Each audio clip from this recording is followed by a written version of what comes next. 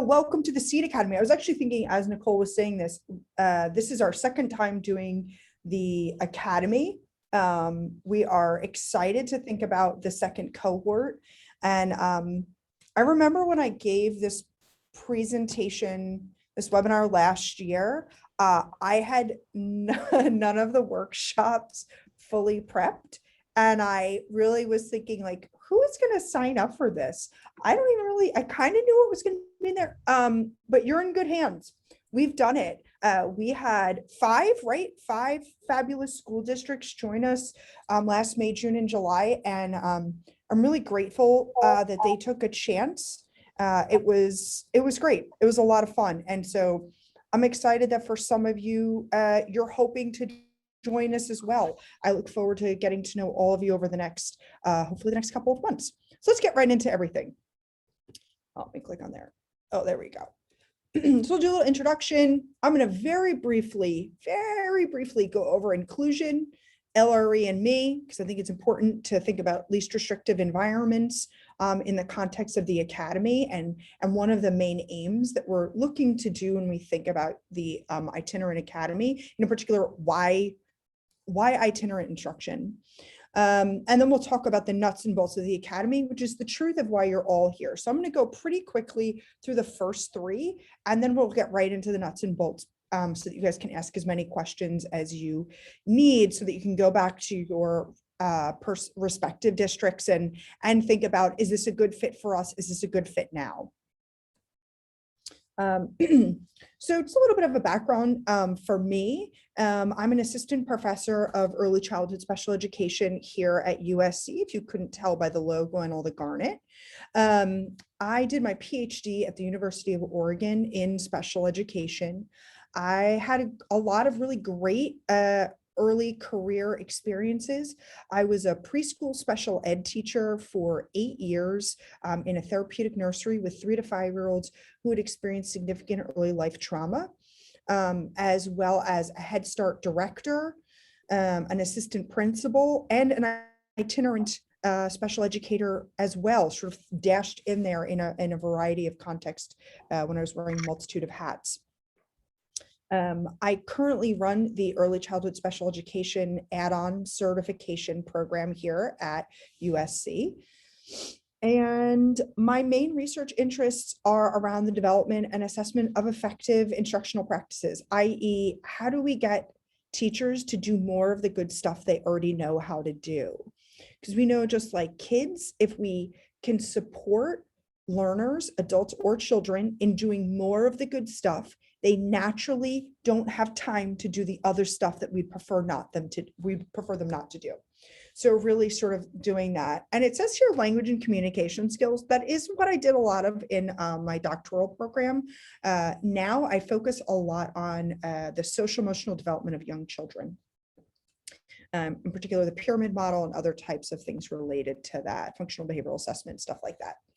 So that's my background, a little bit about me and sort of what I'm bringing to the table. I'm not going to read this to you. If you're watching the recording, just hit the pause button. Take a look at this joint position paper that came out from DEC and NEUIC in 2009. The main things that I really want to focus on and how this relates to itinerant is the idea of inclusion. I think the vast majority of you, if you're sitting here, whether because you were voluntold or you actually really want to be here because you're excited, most people are on board with inclusion. We're like, yes, young children with disabilities should be receiving their educational opportunities in a variety of contexts and be included to the full extent, right? Sounds great in theory. We're in. Well, what does this actually look like, and how do we make it happen in the classroom? How do we actually do it? What are the skills, the strategies? If you're a special educator like myself, I didn't get a whole lot of training in that. My training I have an undergrad degree in special education. I have a master's in early childhood special education. I have a PhD in special education. I think a lot about special education. I've read a lot of books about them. One of the major things that I think is a real deficit across the nation is we don't think about training early childhood teachers in special education about inclusion. What does it actually look like to focus on access, participation, and supports. So many of us are trained in the model of self-contained. That's where you're going to serve little kids with disabilities in a self-contained class.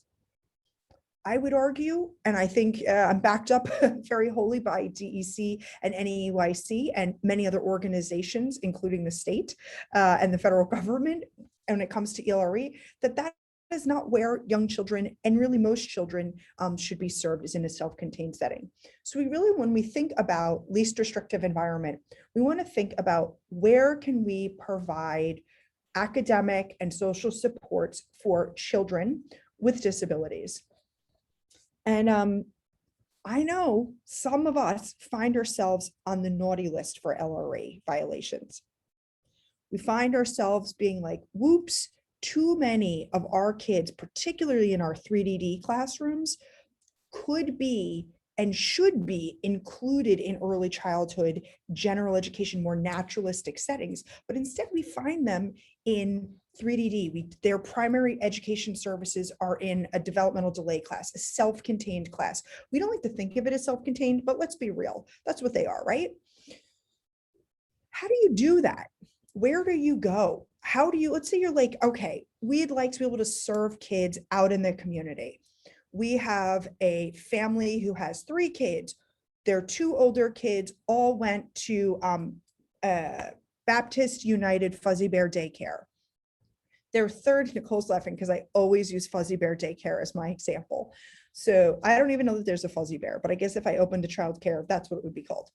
So let's say you speak to this family and they're like, our first 2 children, they went to Fuzzy Bear Daycare and we loved the staff there. That's really, and maybe they even have an older sibling who's 4.5 who goes there.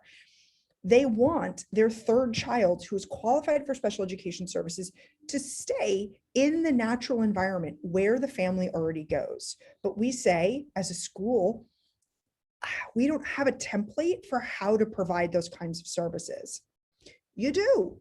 It's called itinerant services. And I want to be able to support all of you in understanding and having a vision and a plan for how your district can do that. How do we do that? When we have a history, a life career, a training where we've been doing and providing services primarily either in self-contained or in the home.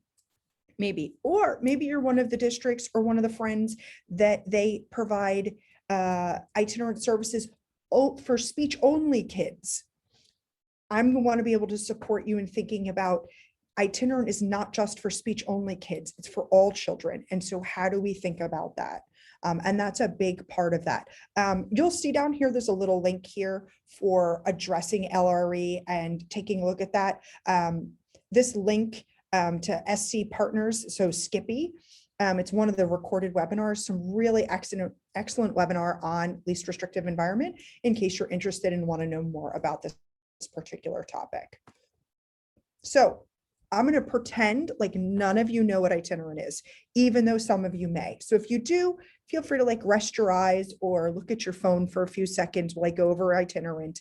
For those of you who don't, perk up your ears and we'll focus in on what is itinerant. So it provides guidance and support to the family. It's going to offer indirect, this is so key, indirect consultation services to the student's general education professionals, i.e. Garrett is in, there's no Garrett here. Okay, great. I try not to pick a name that's like in my little visual field. So Garrett is enrolled in Fuzzy Bear Daycare. We are going to provide itinerant services. The itinerant teacher, the licensed early childhood special education teacher, is going to, through consultation, provide supports to his classroom teachers so that they will be the primary interventionists. And you say to yourself, Kate, Dr. Seta, how do we do that? That's where the Itinerant Academy comes in. We provide the scaffolding, the tools, and the supports that you need to think about how your district is going to plan for this. And you may start with 1 itinerant, or 5, or 20, or maybe you've been doing it for a while. So we'll see where we get there. You're going to work collaboratively. You're going to encourage development, self-regulation. You can all read. So if you want to learn more, watch the recording, pause here.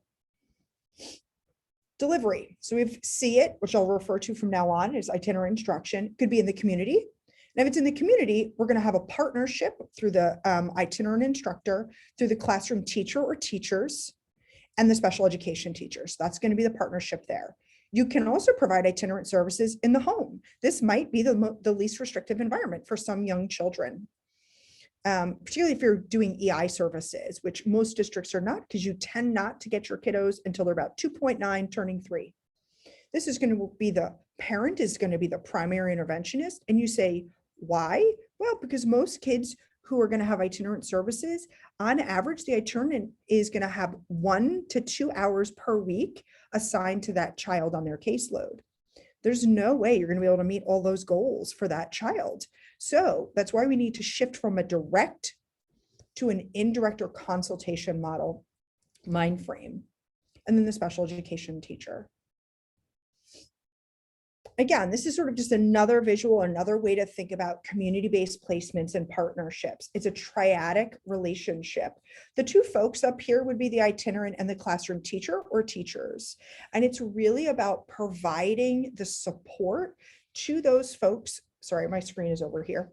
To those folks so that they feel like they're getting what they need and really viewing it as a genuine collaboration.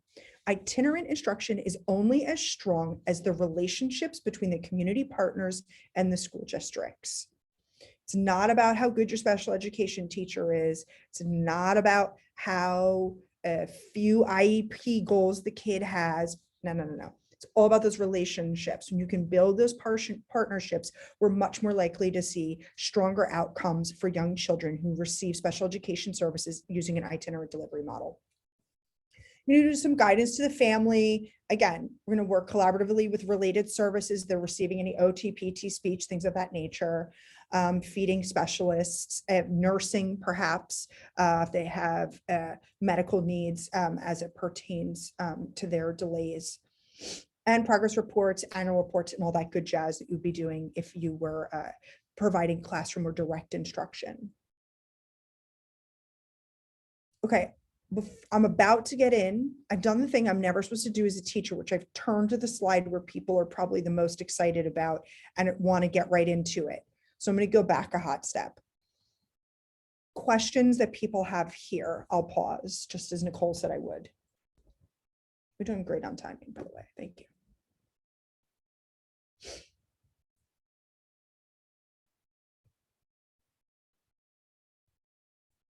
I didn't freeze. I'm just really still. Okay, great. Let's get into the academy. What is this academy? Some of you may already know about this. Others of you may know less about the academy.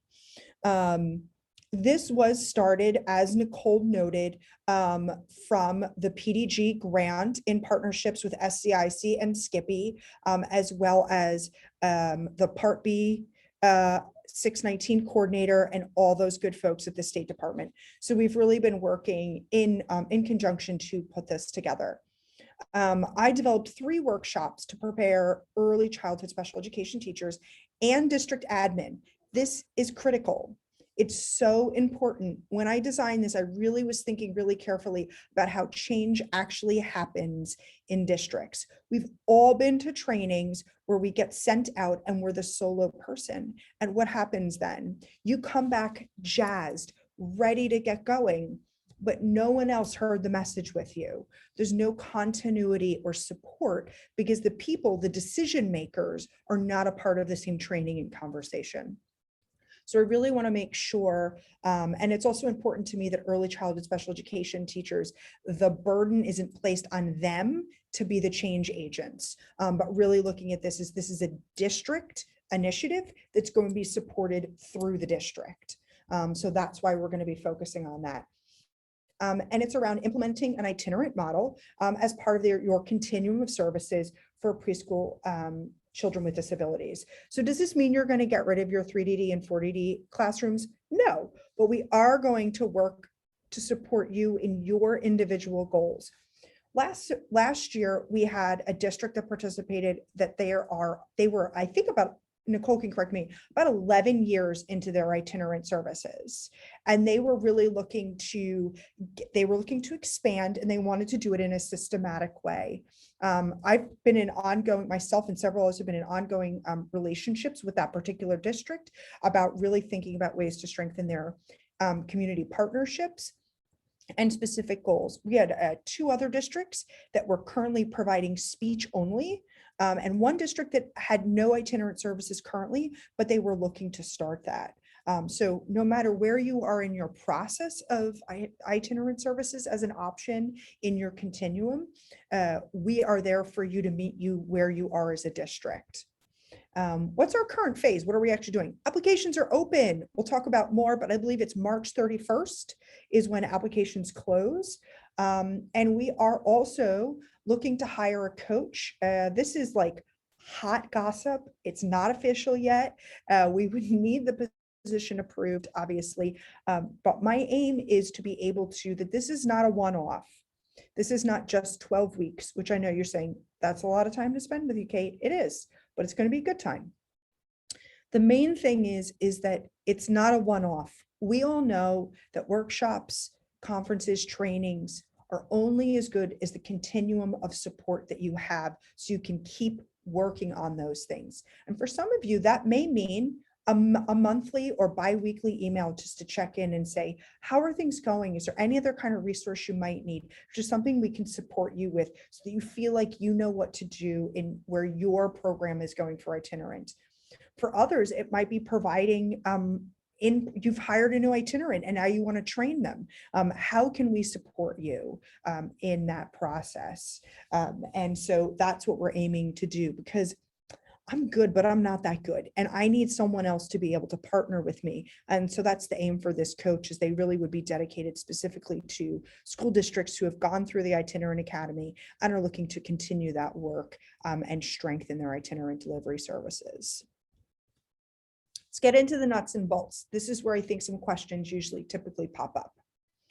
Who's on the team? Who are we talking about? We need at least 2 people from the district. And I believe in the application, you will, and Nicole, correct me if I'm wrong, identify a point person. You know, you live and you learn. First time we did this, didn't have a point person, emailing everybody on the team. Second time around, gonna have a point person. They're gonna be the corraller, the herder of cats for your district. That's gonna keep everybody sort of together and make sure everybody's coming to the meetings, all that good stuff. Your district should be at least 1 administrator and 1 early childhood special educator. We had SLPs, behavior specialists, OTs, itinerant instructors, directors of early childhood, the educational directors, the SPED directors. We had a whole variety of folks that joined us. Teams averaged about, I think, 5 people per team, typically. But again, the minimum is 2. And it has to be an admin and an early childhood special educator. I would have you consider, when you're looking to put together your application, think about who attends your ECSE evaluation and placement meetings. Those are the people you want at the table when you're brainstorming and thinking about this. A lot of the workshops are really focused on breakout rooms and opportunities to have dedicated time to think about your itinerant model and what it's going to look like for your district, and who are the people that you want at the table when you're having those kinds of conversations. Question here on the who page.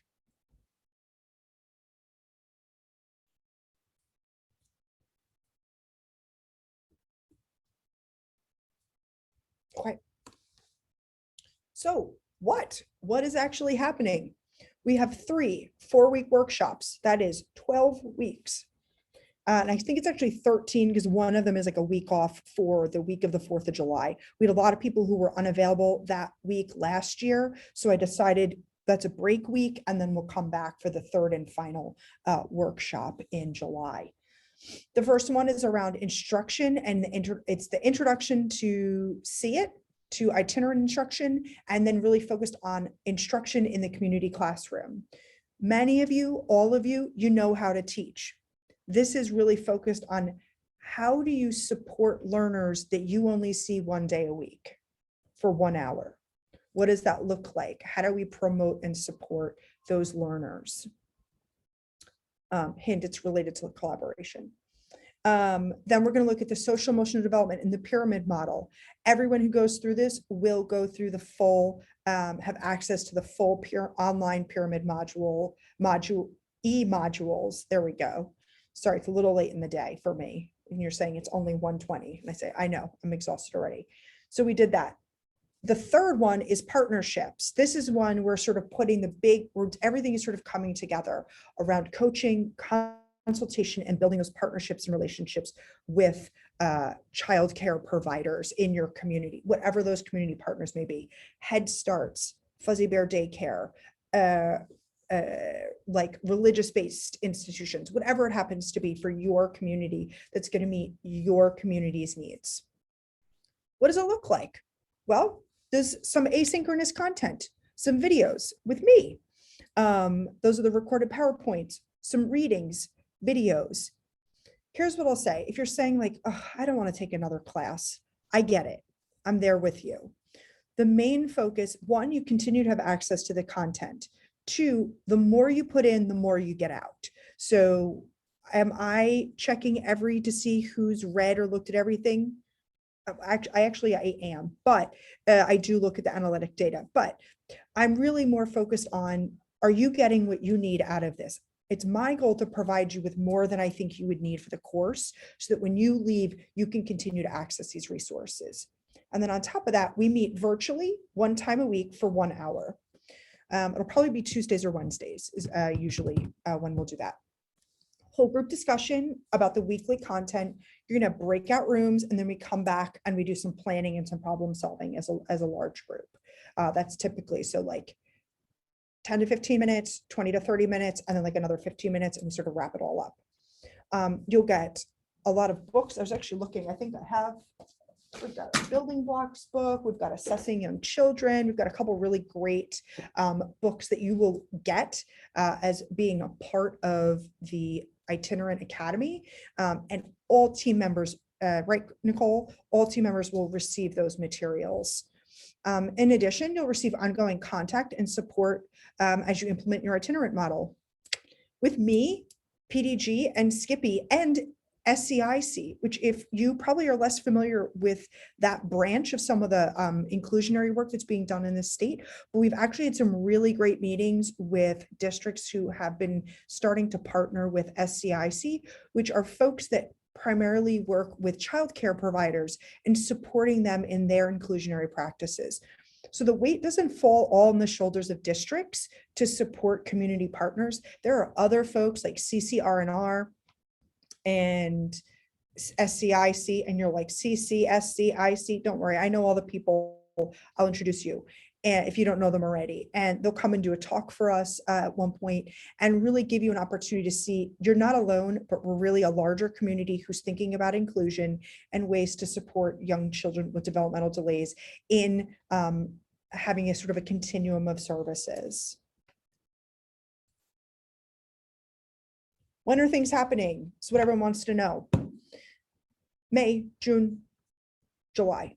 That's when it's happening. Those are the dates. Your team must commit to participating in all 3 workshops. And before you ask, so you're going on vacation? That's okay. Enjoy, please go on vacation. Maybe don't go on vacation for the whole month where you miss an entire workshop, but go on vacation. Make sure that at least 2 of your team members are showing up to every single one of these. We had great attendance in the first cohort. I was really, really excited. We averaged about 24 participants per workshop, which was great. We had about 25 enrolled, or 20, is there 27? 27 enrolled in that first cohort, and we had a really great turnout. So I look forward to doing the same sort of thing, and we can work. Nicole and I can support you in what your unique district needs are, and we can try and make sure that it's workable for everybody involved. How do you apply? Oh, that should say our summer 22 cohort. Nicole, we both missed that. It's embarrassing. We'll delete that when we post. No, I'm not going to delete this. I'm not going to go back and edit it. should say summer 2020 cohort. The link is correct. Email Nicole if you have actual questions. She's the woman who knows everything. You only need one district team member to apply. And then if accepted, everybody would then get a registration form. So all the team members would get their own unique registration form. And that registration form is so that you can get continuing ed units. Nicole, do you know how many of those are for the 3 workshops total? Put that information into the chat box. It's a good amount, but I'll put that into the chat box so you all have that before you. Thank you so much. Thank you. And do you have any questions?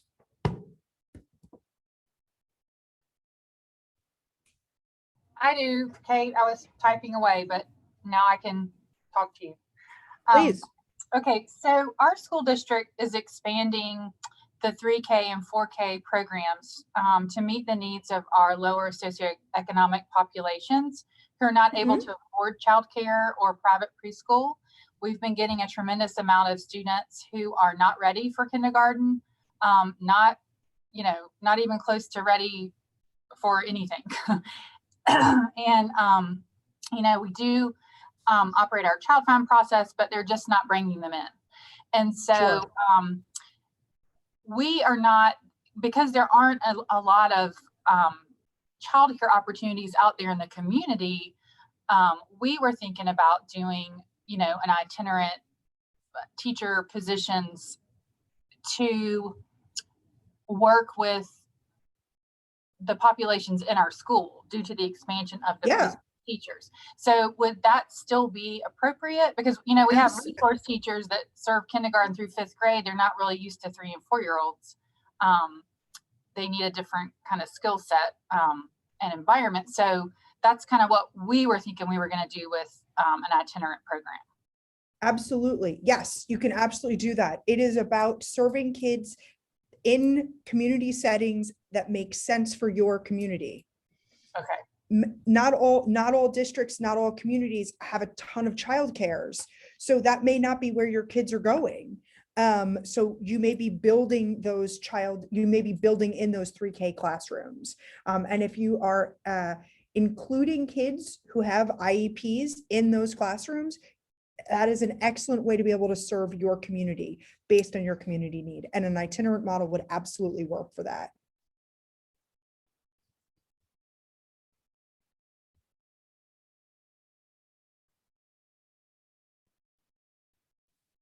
Oh, Tracy, I believe you're muted. Sorry about that. That's okay. Okay, so how would this itinerant teacher academy program work for like a Head Start program? Oh, beautifully and easily. I actually myself served as an itinerant for several kids in Head Start. So, and it's really common for, I think, so Head Start, I think a lot of us probably in this room need to reserve at least 10% of their slots for children with IFSP or IEPs. Correct. So we got to have those kids. Yeah. This is a great opportunity to provide those ongoing educational supports within the context of the Head Start program. Yes, you can absolutely do that. And we have several districts that are looking to do that right now. Okay. All right. Thank you. Yeah. Especially if that's where a lot of your kids are. If they are, if you have a lot of kids who are enrolled in a Head Start already, and unlike Catherine, it sounds like there are not settings where kids in 3K in particular are going. I know that was a big issue. Something we talked a lot about is 3K placements. Where are these 3-year-olds going? And so any way that we can think about how to provide those services, not in a self-contained classroom, but to address it in a community-based setting, which could be Head Starts, child cares, those kinds of things, 3K and through a district. Yeah. Great question. Thank you, Tracy. Lisa, were you getting ready to say something?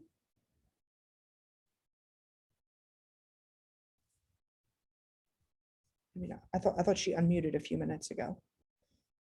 There is a question in the chat box, Kate. What is the weekly time commitment to complete asynchronous work, approximately? About an hour and a half, 2 hours. Depends on, it's a little bit more when we get to the e-module videos, but they are all self-paced. So, and any of the recordings or things that have been done by me are short, 10 minutes, 7 minutes. So things that you can really break up into smaller chunks. Very little of it would require like a whole day worth of work. I have a question. This is Karen Please. from Colleton. I'm sorry, I'm the one that always has questions. No, I love it. The last 4-week workshop, make sure I got that date right. That was July 11th through August 5th. Is that correct? That's correct. Yep. Okay. And then you may have mentioned this and I missed it trying to take in everything. After that August the 5th, what type of support goes on beyond that? When the workshops, What do you, did I miss well, that? We just no, what got together. it's really is, it's a really choose your own adventure. It's what are you looking for? We can be, Nicole's like, that's not what we're supposed to say. It really is a choose your own adventure. We can provide as much ongoing training, professional development. We've been really hands-on with certain districts, providing regular professional development, introducing them to other agencies that provide supports for child cares. That was a concern and a sort of a theme that came up with a couple of districts is the concern around academic rigor within childcare programs. And so really wanting to support them in that and making those connections to the SEIC folks that are already doing that great work out in community childcares. That's something we can do. It really is what is the need of your district and how can we best serve that? Particularly as we're aiming to try and hire this coach, this person really would be able to come in and provide a lot more direct service and support and coaching to itinerant teachers and working closely with district and district admin and planning. Okay, does that ever include including some of our daycares, Head Start staff, things like that, places where we're providing services or supports? Yeah, absolutely. We can get really creative on sort of like what you all need and what sort of comes up for you guys as we're going through the academy. And then we can think about what are you all looking for? I think the main thing I want to say is there's not a requirement to keep hanging out with me in the academy professionally once the 12 weeks are up. It really is like, you tell us what you're looking for, and I will do my very best to make sure that every district is getting what they need when they leave the academy. And not just for August, but all the way through. I mean, I just did, I just met with one of the districts like 3 weeks ago. And so we, you know, we finished in July of last year.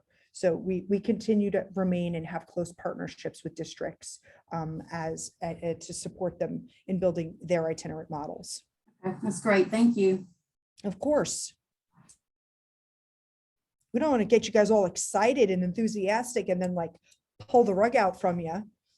We want to make sure that everybody feels like they're getting what they need so they can feel successful, just like we would want for our kids. Another question came through the chat box. Are there certain criteria for this program? I think I'm supposed to say yes, but no. It's mostly, are you in? Are you interested? Do you have at least the 2 members who are going to be there?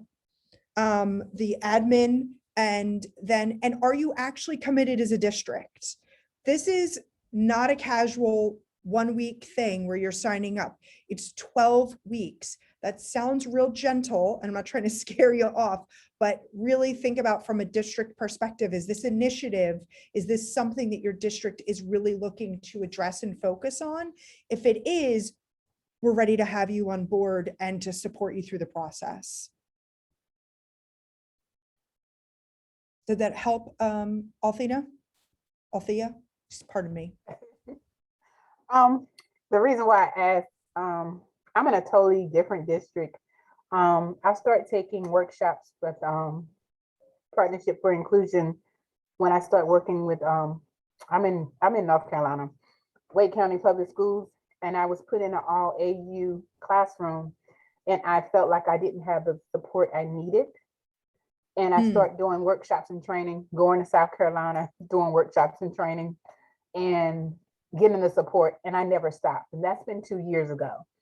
So I've just been more involved in things that's been going on in South Carolina. So I'm just, Okay. So this, I'm glad you further clarified. You do need to be a district in the state of South Carolina in Yeah. order to be a part of the academy. yeah, I'm very that's- sorry. Maybe someone will hire you. Maybe, no, I'm not trying to steal you away from your current district, but I hear that we're hiring quite a bit in the state. So Thank you. you're welcome. Let me know if you move down here.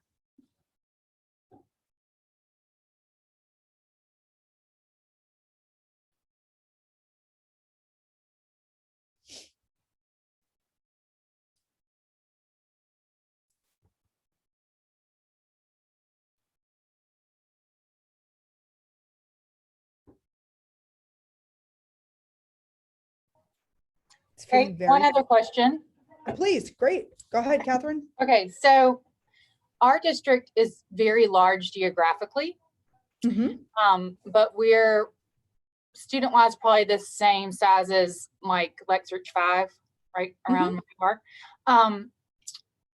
So we're doing this expansion in areas. So right now it won't really be a district initiative.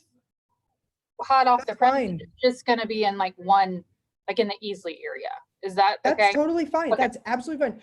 What I more mean is a district, like the district is supporting an itinerant services. Yes. So making sure that like you have the supports at the district level to be able to continue and do this. Yes. That's mainly what we mean by that. But yeah, we have a couple districts that were focused on like one particular area or branching out from one elementary school because of the sort of like, they were noticing that the vast majority of their child finds were coming from 3 childcare providers located near one elementary school in their whole district. And so they're really focused in on that particular area right now, but they will likely look to expand. Again, it's not a one size fits all. It really is looking at the context that you all are in and what's going to match and fit what you all need as a district and your children and families that you're servicing. Hey, Kate. Hey, Beth, how are you? Good, how are you? Good. So I've got a question specifically just about, I'm guessing during this workshop, after that is when the team will kind of come together for a plan to support moving forward with an itinerant model, because I'm sure there's going to have to be, if you're looking at hiring in a position, that's going to have to be in the budget, and then you're going to have to get that approved. And so, this will be one of those year-long kind of development type thing. That's correct. And in the third and final workshop, I have in there an action plan that walks districts through sort of steps that you would be going through to think about what are the barriers to implementation, what are the considerations, the logistics, the sort of like the finances behind this, demonstrating for those of you admin folks out there that are going to need to be able to sell this to somebody else, because money's the only way that we make anything happen here. Really showing from research based that it is less expensive to provide special education services in an itinerant model than it is in a self-contained class. So how do we sort of, so making sure that everybody's got the supports. Oh, and I think I forgot to mention this, but this sort of ties into what Beth said. We do have targeted additional supports and content for administrators in each week's module. Like related to budget and logistical kind of things mostly, but how to think sort of big picture.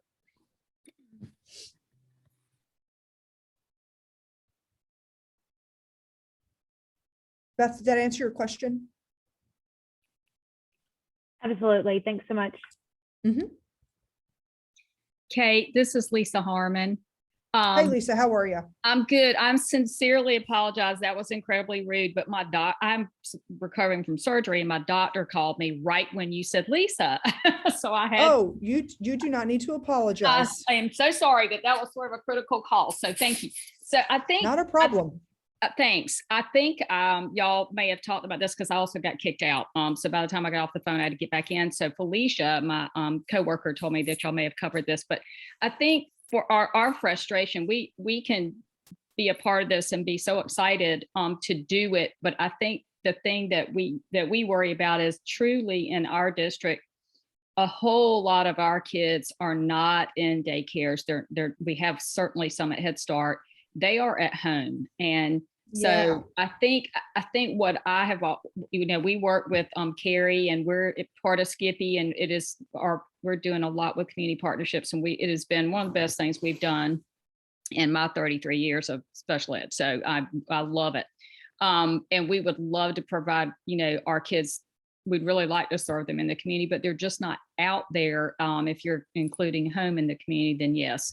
But, and I've even told the State Department, I've fussed about the fact that home is not considered a LRE placement, and they're working on that. But the fact is that's where a lot of our kids are. And so I guess I think that's the biggest challenge we have. I'm just gonna, I say it all the time. So sorry for any of you who've heard me say it before. So I worry that our parents, obviously we have a lot of kids who are only children, or that does not give them the ability to be with non-disabled peers. And so I'm just going to hush, but that's kind of my thing that I would worry about, is that's really where a lot of our kids are. And I don't see that changing. It's funny that you mentioned that. So there are some fabulous folks who are working with the state on getting some, what's the right word for it, Nicole? Vouchers, credit? Contracted slots, thank you, at child cares for 3-year-olds in partnership. And we will be reaching out as this moves forward with districts who have gone through the Itinerant Academy to see if some of those child cares and those districts would be interested in thinking about ways we can provide itinerant services. Because sometimes it's the finances, right, Lisa? Sometimes it's families don't have the resources and to be able to, or not to be able to, but to justify sending and paying for a child to go into a childcare setting. Or it's the family's culture. This is where kids are when they're 3. They don't need to go out into a childcare. They should be at home with their primary caregivers. And I get that, and I want to be able to support that. I think there's ways that we can think about. One, I totally agree with you. I don't think anyone from the States here, but even if you are, least restrictive environment for 3-year-olds, naturalistic is a home often. That's where a lot of 3-year-olds are. And we should be able to provide special education services where the family feels most comfortable. Now, does that mean that once we've established that relationship, that we're not going to have some conversations about, wow, Daryl is doing really well in this particular area. It would really benefit Daryl from going to a 3-day-a-week childcare program for a couple of hours in order to be able to build on these skills that he's getting to practice with other kids, those kinds of things. But we can't do that if we're not in the home. We're not having those kinds of conversations if we're not in the home working directly with children and families.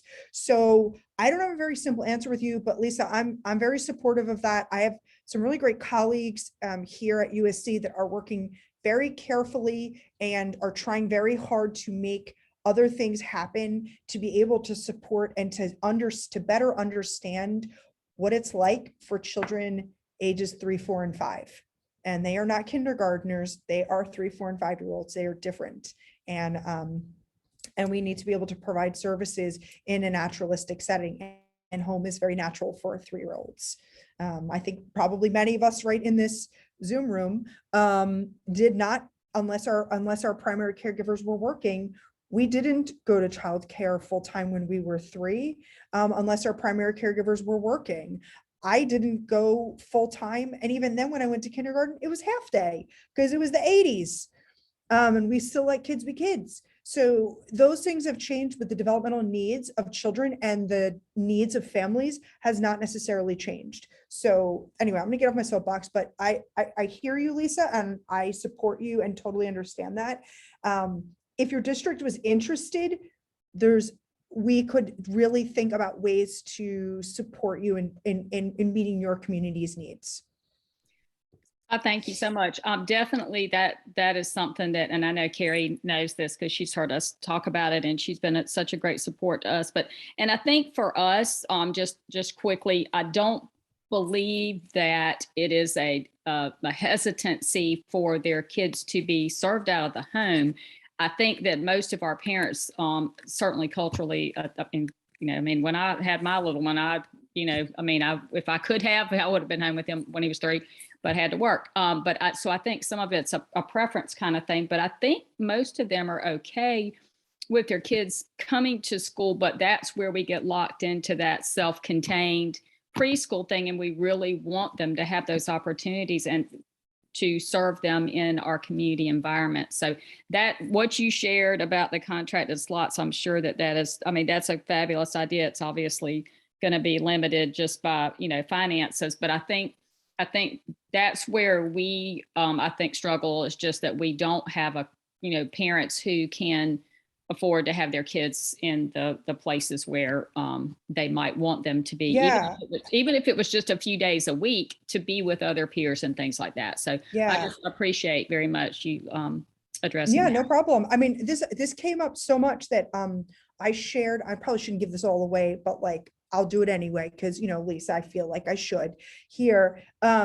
But if your district and other folks are not aware of the datedly named special needs voucher that's available to families whose children qualify for special education services, I highly recommend taking a second to Google it and look for it and encourage families to apply for that special needs voucher to be able to cover childcare services at a variety of childcare settings. I think I can tell by Nicole's face, she's Googling it right now and is probably going to put it in the chat. Thank you very much. But yeah, many districts didn't know about that last cohort. And I know that they shared it with quite a few families, particularly their 3-year-old families, really trying to find other kinds of programs to be able to support children and families. Okay, I definitely will because that is critical. And like I said, I think if we could, that's a barrier. If we could get past that, we have built the partnerships. I mean, we can want to continue to build, but we are actually there. We're on like our Felicia, 4th year, something like that, in doing the preschool inclusion piece. So I think that's part of what we were trying to do is set the stage for, can we put kids in your settings and come work with them? And I think that the door is wide open for that. So we're excited about that. But, Wonderful. in terms of signing up for the workshop, I worry that we're not quite ready. I wouldn't want to be premature in signing up for it and then not have that laid out. So I'm not sure what your thoughts are about that. If we should. I think whether you're ready, whether you have kids who are currently receiving itinerant, or you think you're probably not going to get to it for another year because of budget issues or planning or what have you, I would say apply and come join us. Okay. Set this stage. You're going to continue to have access to the content after the workshop. We all know that district things, anything related to anything moves slow. They're big ships. So I think that if we can get it, we can get excited and you can plan out and really build those relationships. I think if anything, it really sets you up. So 2020, what are we in 2022, 2023, 2024, you're really ready to go. Even if, thank you so much, Nicole, for placing that information. I really appreciate that. Thank you so much. And I promise I'm going to hush, but that is super helpful because we were all, Felicia and I are emailing, this would be awesome to do this. And I thought, I'm not sure if it would be a good, use of y'all's time for us to be in it, but thank you so much. And we appreciate it. We're excited. Wonderful. Thank you so much. Thanks for being here. Questions, comments, anything else you want to know from me or Nicole?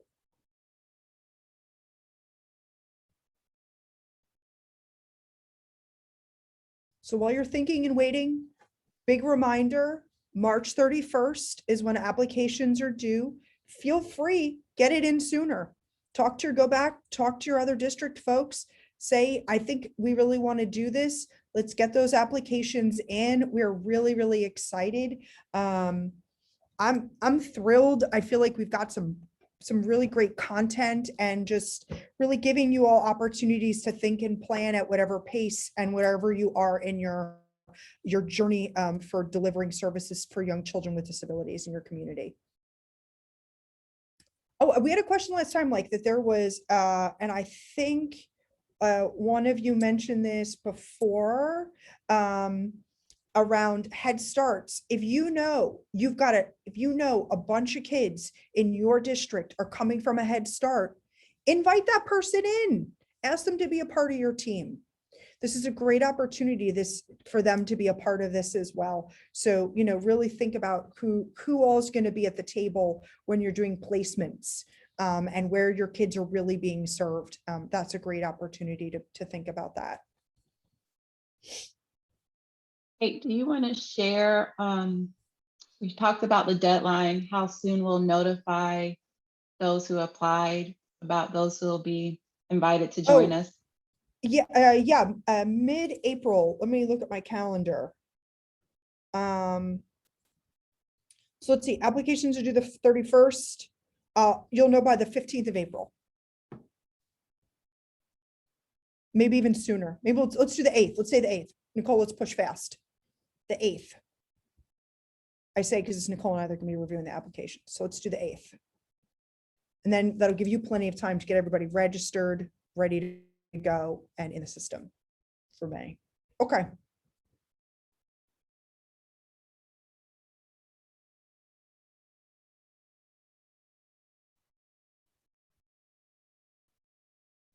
Anything that I missed?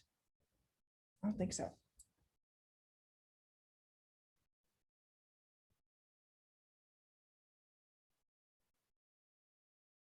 Well, I guess if no one has any questions, I feel like you're free to go do your Friday thing. For those of you who are, I think some districts have spring break next week. Enjoy that. If you don't, for some reason, enjoy your weekend at the very least. And thank you all for coming. I really appreciate it. Have a great rest of your day.